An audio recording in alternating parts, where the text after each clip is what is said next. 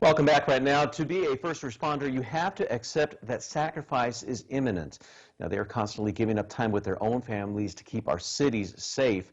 And this year is particularly hard on first responders because of the pandemic. Now, the way that they have to operate safely has changed, and it's added a whole other layer and level of stress for them. I spoke with John Calef. He is the board vice president at Behind the Badge NM, as to find out how we can support our first responders this holiday season. John Calef is joining us this morning. He is the board vice president for Behind the Badge. John, great to have you with us. Good morning. Good morning.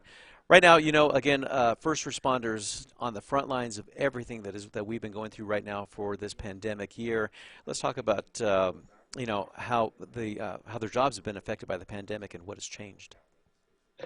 So, one of the basic ways that it's changed really is thinking about how we have contact with patients, particularly EMS calls. About 85% of our call volume, just on a regular basis, are all EMS calls. And so I think a lot of places, I volunteer in Santa Fe County, as well as being a board vice president. We've changed a lot of the questions that we ask people when they call us and they contact us. And obviously we take a lot of precautions in terms of limiting people who have access to patients and really just having a heightened awareness about the possibility of coming in contact with somebody in the process of doing a job.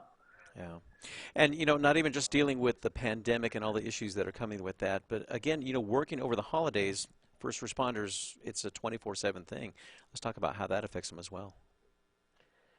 Yeah, one of the big things, obviously, is, we're spending time away from our families during the holiday period. For a lot of people, our families are a source of support and resilience. One of the things Behind the Badge does is really support firefighters, first responders of all kinds who might be struggling with stress associated with their job. And during this period of time, that their ability to kind of visit and spend time with their families over the holidays sometimes has been fundamentally changed. So, for example, some firehouses may not be allowing visitors to the firehouse over the Christmas season. So if you're used to maybe having a family member come and visit you at the firehouse during the Christmas, things like that aren't as available to firefighters as they once were, yeah. Or to first responders of all kinds. Yeah. And again, community support is huge for those that are taking care of us, all those first responders out there. So right now, how can anybody watching in the community saying, they want to support first responders through Behind the Badge or otherwise, how can they make that happen? So I think there are a lot of different ways. Number one, just be cognizant when you call us and have contact with us. Maybe thank people when you see them. One of the things I want to reiterate is Behind the Badge, we serve all first responders. My experience is with firefighters, but we serve all first responders. You can also visit our website, behindthebadgenm.net.